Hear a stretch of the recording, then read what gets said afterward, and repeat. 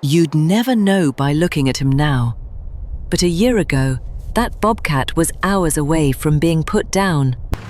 His fur was falling out, his ribs poked through paper-thin skin. His eyes, wild things are supposed to have fire in their eyes, were vacant. He didn't even have a name then, just a case number, case 5179. Look at him go! It was a chilly November He's having morning so much at the fun. North Fork Wildlife Center in Montana when Dr. Hannah Reyes walked past his pen. The overhead fluorescents buzzed softly as she checked her clipboard. After nearly 2 decades as the facility's head veterinarian, she thought she'd grown used to the hard days. But today's schedule had a line item that turned her stomach. Bobcat, euthanasia scheduled, 2 p.m. He was curled up in the far corner, barely a twitch in his ears as she approached. A tangle of bones and faded spots, too exhausted even to hiss. 4 months, that's how long he'd been here, found by a camper in the Bitterroot foothills, starved, dehydrated, probably kept illegally as a pet, no collar, no chip, no clue where he came from, and no signs of progress. He didn't hunt, didn't run, didn't care. Every rehab effort had failed. The staff had stopped using words like wild and started saying things like shut down and too humanized. The center's policy was brutal but clear. If a wild animal can't be released and isn't fit for education programs, it can't stay. They didn't have the funds or the space. So today, case 5179 was scheduled for what they called compassionate closure. Then, as if the universe couldn't make up its mind, Hannah's phone rang. She nearly didn't answer, but the name on the screen stopped her cold. High Plains Haven Sanctuary. Dr. Reyes, it's Claire Langston from High Plains. I heard you've got a bobcat on your schedule today. That was the twist no one saw coming. Claire ran a tiny rescue operation in South Dakota, scrappy, underfunded, and known for doing the impossible. Hannah exhaled. I won't lie. He's in bad shape. We've tried everything. He's not eating. He's not responding. It's like he gave up. Claire didn't hesitate. Send me his file. We might have something for him. 3 days later, a dusty white van pulled up to the back gate of North Fork. The license plate read, WLD Hayfrans Hartwild, RTH. Claire stepped out, accompanied by her assistant Evan, a tall guy with kind eyes and a sun-faded Carhartt jacket. Together, they gently lifted the crate into the van. The bobcat inside barely lifted his head. Hannah watched them, still on. The Langstons' property sat on the outer edges of Rapid City, South Dakota, a place where the wind seemed to carry stories and where second chances grew like wildflowers through cracked dirt. Dr. Samuel Langston, a retired large animal vet, and his wife, Carol, a lifelong wildlife tech, had given up their dream of a lakeside RV retirement to build something more permanent, a quiet refuge for the forgotten. They called it Juniper Bend. 20 acres of prairie grass, custom-built enclosures, and one barn converted into a rehab unit. When the van pulled into the driveway that morning, the sky was still streaked with pink. Carol walked toward the transport crate slowly, her steps measured. Sam joined her silently, coffee mug in hand. Riley, that's what Claire had taken to calling the bobcat, didn't react to the new voices, or the smell of pine and hay. He was curled so tightly into himself, it was hard to tell if he was awake. Sam crouched beside the crate. He's worse than I thought, he said quietly. Respiratory shallow. And look at those joints. He hasn't stretched in weeks. Carol didn't respond. She just looked at the little creature and then reached out to gently touch the metal bars. "Welcome to Juniper, Riley," she said softly. "We're gonna go slow." The first week was brutal. They set him up in the quarantine pen, a padded indoor space with a heated corner, a low perch, and a sliding door that opened to a tiny outdoor run. He didn't use any of it, just stayed curled in the corner, eyes half closed, breath ragged. He wouldn't eat unless the food was left and the room cleared. And even then, only in tiny bites. Sam tried rabbit, quail, fresh chicken liver, even venison scraps from the neighbor's freezer. Nothing sparked an appetite. Carol, ever patient, sat near the enclosure for hours at a time. No talking, no movement, just knitting. The same scarf she never quite finished. By day 10, she had doubts. By day 14, Sam started planning for worst-case scenarios. By day 17, they almost gave up. And then came day 18. It started like all the others. Quiet, bleak. Carol had brought out her knitting and a thermos of tea. She was humming under her breath, an old folk tune her mom used to sing, the kind of melody that sounded like home. And that's when she saw it. Just a flicker, in the edge of her vision. Riley had moved, not much, just a few feet closer, but he was watching her hands, watching the yarn dance between her fingers. Carol didn't stop, didn't look at him, just kept knitting, just kept humming. The next day he moved again, 2 feet. On day 21, Sam brought out his old guitar. Not to entertain, just habit. He plucked a soft blues riff, low and steady, something from Mississippi John Hurt he used to play in college. Riley didn't bolt, didn't flinch. He stayed near the edge of his enclosure, head cocked slightly, listening. Sam raised an eyebrow. He's got taste. They chuckled, their first shared laugh since Riley arrived. The first real breakthrough came with an unexpected twist. Boiled rabbit. They'd tried it before, but that day Sam absent-mindedly sprinkled it with oregano, a leftover habit from cooking dinner. Riley devoured it. "Great," Sam muttered, scribbling in the logbook. "We've got a gourmet on our hands." They discovered quickly that Riley had opinions. He preferred his food warm, not hot, liked shredded pieces better than chunks, and only ate if either Sam or Carol were nearby, but not looking at him directly. One evening, as the sun dipped behind the cottonwoods, Carol noticed something new in his eyes. Not fear, not dullness. A spark, just a flicker. "He's coming back," she whispered. Piece by piece. By week 5, Riley wasn't just surviving, he was beginning to live. His coat, once dull and brittle, had started to thicken. Flecks of warm amber returned where faded grey had dominated. He'd put on close to 10 pounds, and for the first time since arriving, he explored the outdoor run, slowly, cautiously. He sniffed the breeze, pawed at a moth, even battered a pine cone with something that looked suspiciously like curiosity. "Look at him," Sam murmured one afternoon. "The wild's not all gone." Carol didn't answer. She was too busy watching Riley chase a feather on a string, playfully, like a cat waking from a long nightmare. But then came cliffhanger number 1. One morning, Riley refused to eat. Then he didn't drink. Then he curled in the corner again, just like the first week. Carol's gut twisted.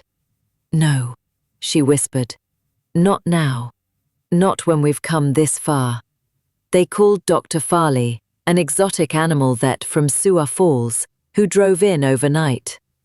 "Could be stress," he said, checking vitals. "Or viral. But he's not crashing, he's withdrawing." Sam stayed up all night, sat by the enclosure, guitar in hand, barely strumming. just waiting. The next morning, Riley approached the fence. He didn't eat, but he looked Sam in the eyes and chirped. That low, strange, unmistakable bobcat sound. Sam froze. Was that? Carol, who'd just come outside with breakfast, whispered. He said good morning. Riley didn't curl back into the corner. He stayed by the fence all day, watching, listening. Whatever had triggered the backslide, it passed, and the spark was still there. By week 7, Riley had made up his mind. These two humans were part of his world. He no longer flinched at their presence. He came to the fence when he saw them. Then, one evening while Carol was replacing his water bowl, it happened. She turned her back to close the door, and Riley walked up behind her and gently bumped his head against her leg. Cliffhanger number 2. She froze. Every instinct screamed, "Don't move." But she didn't need to fear. Riley just rubbed against her shin, his thick tail flicking softly, and then a sound. Not a purr exactly, but a low, steady rumble from deep in his chest. Carol blinked back tears. "Sam," she called, her voice breaking, "you need to see this." They watched him for an hour that night. He explored, he played, he even climbed the perch and sprawled out like a prince surveying his kingdom. He'd chosen them, and they were starting to realize. Maybe this wasn't just rehab. Maybe it was home. Sam didn't say anything at first. He just looked through the window at the sleeping bobcat, his breathing slow and even, curled into a tight ball under the heat lamp in the enclosure's corner. Carol sat beside him, mug in hand, heart in throat. "I know it's a big ask," she finally said, breaking the silence. "We already have Maple and Chance, and Riley's not a pet. I know that." Maple, their aging Labrador, was as mellow as they come. Chance, the rescued mutt with 2 different colored eyes, was sweet but skittish. The idea of introducing a wild animal, even a semi-domesticated bobcat, into that equation? That wasn't just a leap, it was a canyon. Sam scratched at his beard. "It's not about whether we want to," he said slowly. "It's about whether we can, legally, safely, realistically." Carol didn't push. She just looked at him the way she had in the early days of their marriage, back when they were living out of a truck and patching together wildlife rescue calls for gas money. "I'm willing to do the work," she said. "Permits, habitat modifications, inspections, whatever it takes. But Sam, he chose us." 3 days later, Sam made the call to Claire at High Plains. "If we're going to do this, we're doing it by the book. We want to keep Riley, for good, but everything has to be above board. You in?" Claire's laugh came through the speaker like warm sunlight. "I'll send you the paperwork tonight." What followed was 2 months of chaos and joy. They converted the old sunroom into what Sam called Bobcat HQ. Floor-to-ceiling climbing towers, window hammocks, a built-in heated platform, and access to a secure outdoor run via a special sliding door.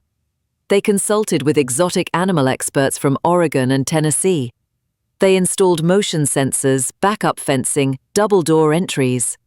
Maple took it all in stride, tail wagging through the dust. Chance hid under the dining table for a week. When the final inspection cleared and the permits arrived by mail, Carol held the letter like it was a college acceptance. They were official now. Riley wasn't just a foster anymore. He was family. Claire made the handoff herself, pulled into the driveway in the same dusty van, and watched with misty eyes as the Langstons opened the crate inside Riley's new space. For a moment, the bobcat hesitated. Then, with a slow, sure step, he emerged. He sniffed the floor, touched a paw to the sisal-wrapped climbing pole, tested the sunbeam warming the far corner, and then, with casual authority, jumped onto the couch and sprawled out. Claire laughed. "Well," she said, "I think that's a yes." But there were still hurdles ahead. Riley and the dogs couldn't interact unsupervised. Not yet. They started with scent introductions, letting Maple and Chance sniff bedding from Riley's enclosure. Then sightlines, through safety glass doors. Maple was fascinated. Chance barked, then ran. But Riley? Riley just stared. Calm, patient. "He's got time," Sam said. "We'll go slow." And Riley waited, every day, at the glass, just watching. It was a Tuesday evening, the kind where dinner dishes are still in the sink and the sun's long gone behind the hills, when the breakthrough happened. Sam had just stepped into the sunroom to feed Riley. The dogs were in the main house, separated by the sliding door. But somehow, Chance had slipped through. Carol froze mid-step in the kitchen. Maple barked once, then fell silent. And Riley? He turned slowly. Two predators, eye to eye. Chance stood rigid, her one blue eye wide, her tail tucked so hard it touched her belly. Riley's ears twitched. Was this a mistake? But then, something unexpected. Riley turned away. He walked, deliberately, slowly, to the far side of the room and sat, not tense, not hostile, just waiting. Chance sniffed once, whimpered, then, tail still low, she backed up and returned to the hallway. Carol let out the breath she hadn't realized she'd been holding. Sam shook his head in disbelief. "He diffused it," he said, like he knew she needed space. From that point forward, trust began to build. Maple was the first to fully accept Riley. She'd sit outside his enclosure, tail thumping gently, watching him sunbathe. Sometimes they'd nap side by side, a glass door between them, sure, but close enough to share the same patch of warmth. Chance took longer, but Riley never pushed. He just did what Riley did best: be steady, present, observant, calm. And one morning, Carol looked up from her coffee to see something she thought she'd never witness. Riley and Chance lying 5 feet apart in the same room. No glass, no tension, just mutual peace. Riley, it turned out, had a routine as precise as a Swiss watch. Each morning, he'd chirp from the sunroom until Sam or Carol came down for breakfast. After eating, rabbit and quail now, prepared warm with herbs. Yes, herbs. He'd spend an hour patrolling the outdoor run.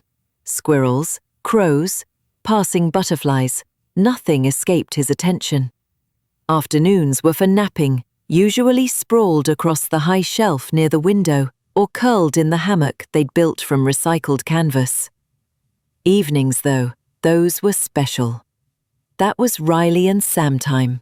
Sam never considered himself a cat person. In fact, he used to joke that cats were just housemates who tolerated you.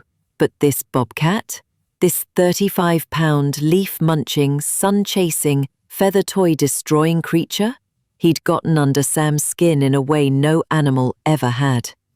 Every night, Sam would settle into his recliner with a book or a guitar, and like clockwork, Riley would leap onto his lap, careful, deliberate, and curl into a perfect ball of spotted fur. "You know," Sam said once, everyone had heard about the Bobcat. But no one expected the entrance. Mid-conversation, Riley strolled into the living room carrying his favourite stuffed goose, a plush toy nearly as long as his body. With theatrical flair, he dropped it at Sam's feet, paused, then leapt onto the cat tree and executed a graceful spin-jump combination that would have impressed an Olympic gymnast. "He's showing off," Carol laughed. "He's a performer," Sam added, "as long as it's on his terms." And in that moment, with laughter echoing through the warm house, Riley, once known only as Case 5179, became a legend among their circle. Not everything was easy. Riley, for all his progress, was still a wild animal in a domestic world. There were scratched chair legs, shredded blankets, and one unfortunate incident with a cactus that ended with Riley sulking in the laundry room and Carol pulling spines from his paw with a pair of tweezers and a turkey baster full of tuna broth. "We've baby-proofed a house before," Sam had joked. "But never Bobcat-proofed," Carol replied, holding up a ruined lampshade. They learned as they went, installed more scratching logs, replaced curtains with bamboo shades, rearranged furniture to make better jump paths. Riley liked a challenge, and apparently the top of the refrigerator was his new favorite lookout. Riley also had quirks. He was obsessed with leaves. Carol started bringing in branches from the backyard, mostly maple and birch, just to watch him pick through them like a sommelier selecting wine. He'd sniff, chew, sometimes toss them into the air and leap after them. Every time Chance would try to imitate him, she'd grab a leaf, bite it, immediately regret her decision, and spit it out like she'd been betrayed by nature itself. "Why does she keep trying?" Sam asked, watching the daily comedy. "Because she wants to do what he's doing," Carol said, filming the moment for the local wildlife group. "It's their weird little ritual now." Then came Cliffhanger 4. Riley stopped greeting them in the mornings. For 3 days he didn't chirp, didn't climb his tree, didn't join Sam in the recliner. Carol's heart sank. "Something's wrong," she said. "This isn't just mood." They called Dr. Farley again. He came with a full portable exam kit, and to everyone's surprise, Riley walked into his crate voluntarily, as if he knew something serious was happening. After a full checkup, blood work, and some worried waiting, they got the call. "It's mild anemia," Dr. Farley explained. "Probably nutritional. He may need more organ meat. No infection, no underlying illness. He's just being picky." Sam shook his head, exasperated. He's a bobcat with culinary opinions. They adjusted his diet, added iron-rich liver and a supplement hidden in rabbit broth. Within days, the sparkle returned to Riley's amber eyes. The chirps resumed, the purrs deepened, and the following week, he rejoined Sam's lap like he'd never left. Winter rolled in fast across the South Dakota prairie. The first snowstorm dropped 10 inches in one night. By morning, the run outside Riley's sunroom enclosure was covered in soft, perfect snowdrifts. Riley was skeptical at first, poked a paw out the door, sniffed. Then, like a switch flipped, he launched himself into the snow, leaping, rolling, skidding on his belly. Even Maple joined in, tail wagging, and eventually, yes, even Chance, emboldened by the chaos, bounded into the snowy yard. They chased each other in circles, Riley darting ahead, the dogs behind him, all of them kicking up sprays of powder under a pale blue sky. "It's a Christmas card come to life," Carol whispered, filming it all. She would later post the video with the caption, "From the edge of death to a snow angel, Riley the Bobcat's first winter at home." It went viral in their circle, then beyond. By the time January rolled around, Riley had become something of a legend in the Langston household. He didn't just exist alongside them, he fit. Like a slightly oversized, highly opinionated roommate with excellent night vision and no respect for furniture. He had a morning ritual that no one dared disrupt. At precisely 6:47 a.m., he'd leap onto the windowsill of the sunroom and emit a chirp, short, sharp, and impossible to ignore. "Your Bobcat's sounding the breakfast alarm," Carol would say, tossing on her slippers. Sam joked that Riley was more punctual than the coffee pot. Riley stopped showing up at the window. No chirp, no pacing, no curious glances through the glass. The first day, they figured he was sleeping in. By the second, Carol was checking his vitals with the portable scanner. By the third, they had Dr. Beckett, the travelling exotic vet, on the road before sunrise. Riley hadn't lost weight. No fever, no injury, but something was off. "He's still eating," Beckett said, examining him in the crate Riley had entered voluntarily. but this seems behavioral, not physical. He paused. Has anything changed recently? Sam and Carol looked at each other. Nothing major. Same food, same routine. That night, Carol brought Riley a small piece of warm liver mixed with bone broth and turmeric, something they'd tried months ago but abandoned when he didn't touch it. He devoured it. Picky, Sam muttered, watching him lick the bowl clean. He's a food critic, not sick. Carol sighed in relief. He just wanted variety. Great. Next he'll want a side of brioche. Within days, Riley bounced back. And his personality, even bigger. He resumed his morning posts at the window, chirped at the mail carrier, and reclaimed his position as Sam's recliner co-pilot. Evenings became sacred, Sam with his book, Riley draped across his lap like a heated blanket that occasionally yawned wide enough to show inch-long canines. Carol started calling it Bobcat hour. You know, Sam said one night, absently stroking Riley's ruff. I used to think I'd spend retirement fishing and fixing old motorcycles. Instead, you're microwaving rabbit thighs for a wild feline, Carol smiled. And somehow, that's better. It was during one of these quiet nights that Riley did something unexpected. He climbed off Sam's lap mid-show and padded over to Carol, head-butted her arm, then nudged her knitting off the couch, curled up in its place, and stared at the fireplace like he was pondering the secrets of the universe. Carol blinked. Did I just get chosen? Sam smirked. You've been promoted. As snow began to blanket the yard in thick white layers, Riley's world expanded again. The first big snowfall of the year hit hard, wind, drifts, the works. Sam shoveled a narrow path into Riley's outdoor run the next morning, not sure the Bobcat would even venture out, but as soon as the door slid open, Riley bolted through like a cannonball. Bounding, digging, leaping into piles, flopping backward to roll in the snow like a toddler in a ball pit. Even Chance followed, tentatively at first, then dashing after him in a wide arc, tail wagging like a banner. Maple watched from the porch like a dignified grandma judging a snowball fight.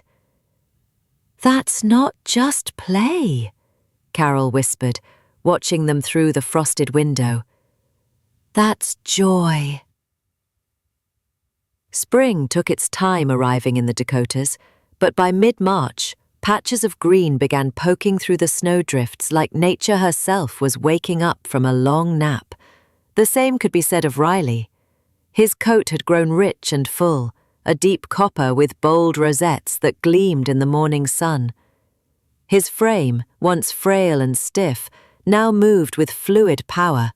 He climbed like a panther, stalked like a shadow, and napped like royalty. And just in time for visitors. Claire, the one who'd made the call that changed Riley's fate, drove up in a rented Subaru, a box of pastries on the passenger seat, and tears already in her eyes. She hadn't seen him in person since the day she handed over his transport crate.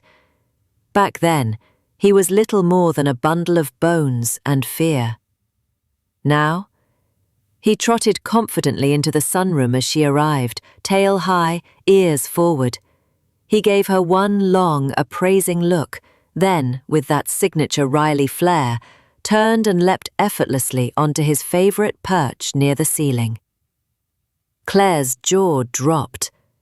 That's the same Bobcat? No, Sam said with a proud grin. That was case 5179. This is Riley Langston. They all laughed, but Carol noticed the way Claire wiped her cheek when she thought no one was watching. They spent the afternoon on the porch, drinking sweet tea and sharing stories. Maple lay in the shade, Chance dozed in the sun, and Riley? Riley patrolled his territory, moving between the sunroom and the outdoor run like a... That night, over dinner, they talked about what came next. Not in a dramatic way, not with any sense of change or endings. Just the quiet acknowledgement that Riley wasn't a guest anymore. He was woven into their daily life, into the rhythm of their mornings, the stillness of their nights. And Claire, who had seen countless rescue cases end in heartbreak, looked around the room, at the couch with claw marks, the floor with fur tumbleweeds, the bobcat currently curled on the windowsill snoring softly, and said, "This is why we do it." Before she left the next morning, Claire crouched beside Riley's outdoor fence. He was sunning himself, legs sprawled, eyes half-lidded. "You're one lucky cat," she murmured. Riley opened one amber eye, blinked slowly, and chirped. Just once. Just enough. Claire smiled.